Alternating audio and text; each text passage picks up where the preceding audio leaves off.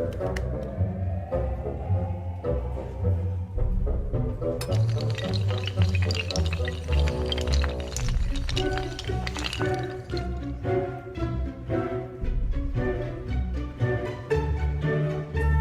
gave us a signal.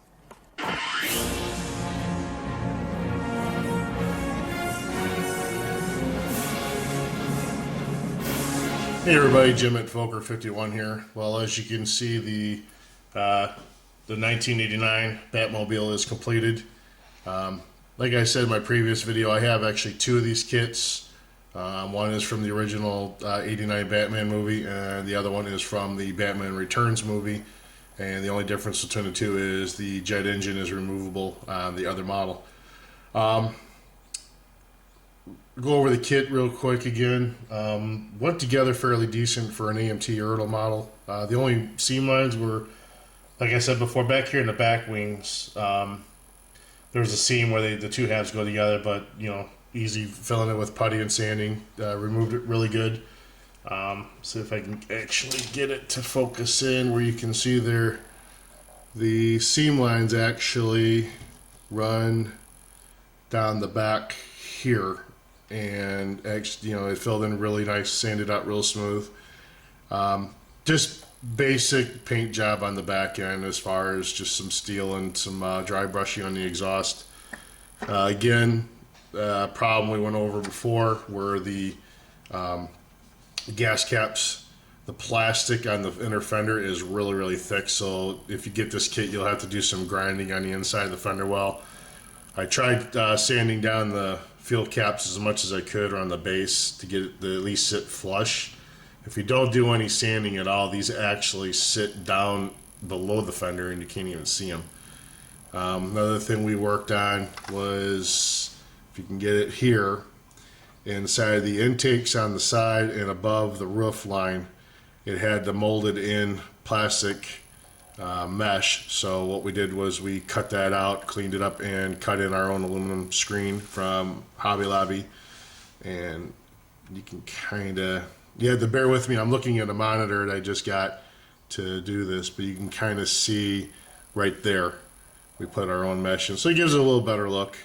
Like I said, I got two of these. The next one I'm going to build is going to be a little more detailed as far as, you know, just getting stuff to show up a little better. One thing I would like to do in the recess is maybe put a flat black in to kind of make it hop out back here and up in the front and such, so forth.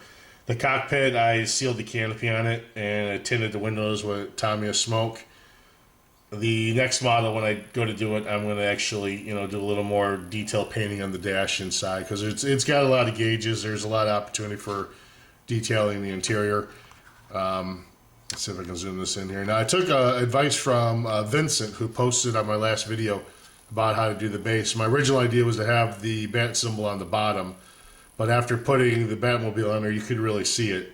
And I did a lot of time and effort in this by painting it and doing the Frisket film and cutting it out and everything else. So thank you, Vincent, for your idea. And also my nephew came up with the same concept.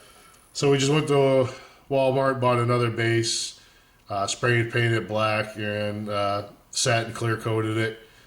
Put an angle bracket in the back and mounted this up. So it actually looks better. I'm really happy with the outcome of this. So I want to thank both of you guys for that suggestion. Again, the rocks, I'm just going to leave in here. I didn't want to get overzealous with, you know, kind of make it look like it's sitting in the cave, but I wanted to put some kind of a rock detail in there. And plus, I was also experimenting with some ideas that I saw online. So again, this is just basic plaster Paris. You can get at Walmart, 4 1-pound bags for like, I don't know, under $10. It's actually pretty cheap, cheaper than that. And this is just, you know, aluminum foil wrapped up into, crumbled up into a mold. Pour the plaster in there and what have you, and that's it. So paint it black, get some dry brushing with some gray, light gray and white, and that's the outcome.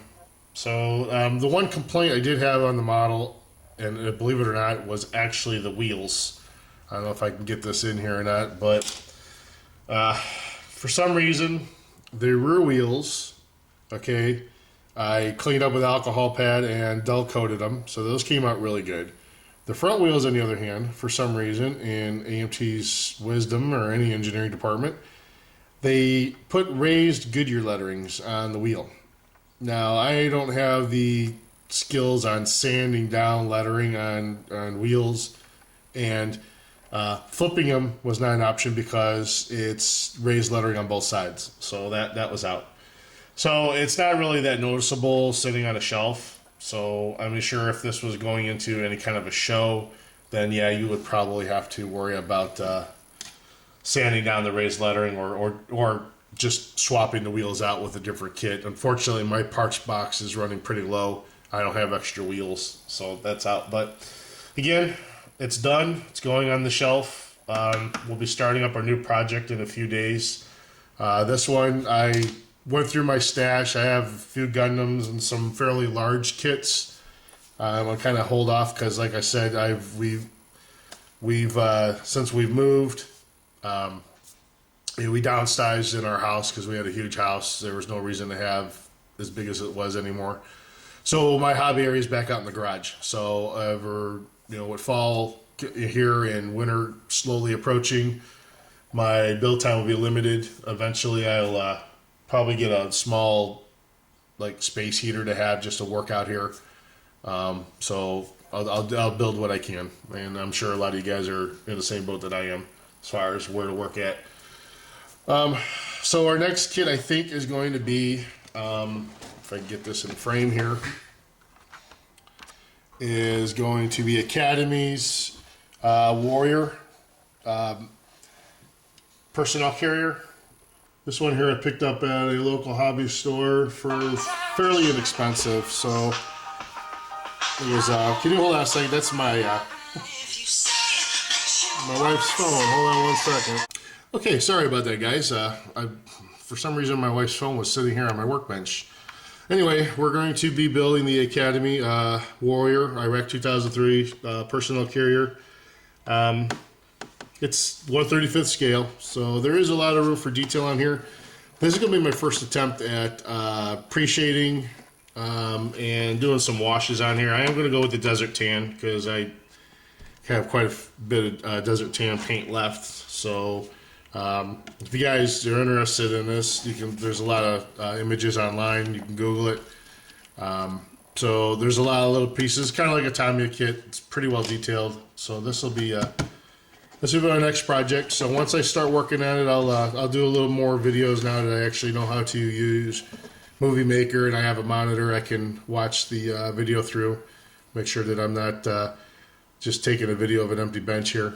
So on the Batmobile, any comments, questions, concerns, or any suggestions you have on future builds, or you see that maybe I can improve on, I'm open to any kind of suggestions or help.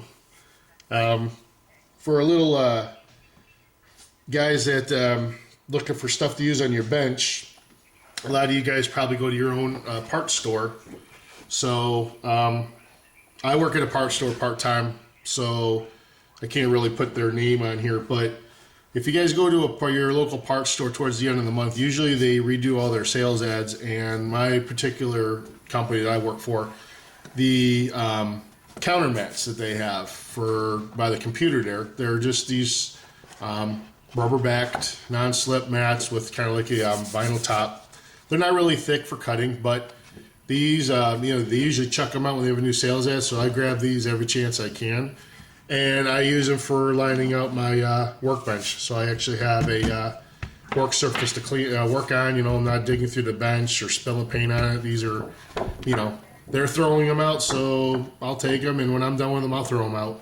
Easy to clean up, just, clean them up with some alcohol, get all the dirt and crap off of them. But they work out pretty good. I got, so my next video, you'll probably see my work area lined up with these along with my gray cutting mat. Right now I'm just babbling on, so there's not much really going on. One kit I did pick up, and I mentioned earlier I have a large kit to work on, and this one here will probably be my one for spring. I picked this up off of Amazon. It's a 1/12 scale 2010 Ford Shelby GT500. This is the largest kit I've ever owned, and I am not going to rush through this baby. This is going to be my crown jewel as far as my car builds. So there's a lot of room for, especially for someone who, obviously needs a magnifying glass to paint stuff. This would be a breath of fresh air because everything's huge. It would be easier to paint. I've already picked out a paint scheme. I'm probably going to go with a like a pewter gray with either a light gray, white, or black stripes. I will not be using the decals. I'm going to attempt to lay down my own tape and paint my own stripes. This side, I'm not sure on. What I'll probably have to do is, I don't know. I don't even know if I'm going to put the striping on it. I may just put the racing stripes on and forego the door stripes. I'm not really much into that kind of thing. But this will be nice. If you guys are interested, Amazon.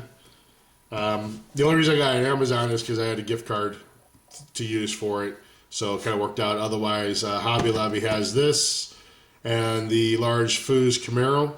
Again, 40% coupon. I think it's $50 at Hobby Lobby, somewhere around there. So 40% off. Not a bad buy if you guys are a little large scale. Something I always want to do is a large scale model. The only other large scale I have is obviously my Bismarck that I built. I have, let's see, what's the other large one that I have? That's pretty much it. I do have the Space Battleship Yamato. That's a huge kit that I really don't want to dig out of my stash right now because it's kind of buried. That'll be started on in the spring also. So in the meantime, we're going to work on the armor build and go from there. So we'll talk to you later. Bye.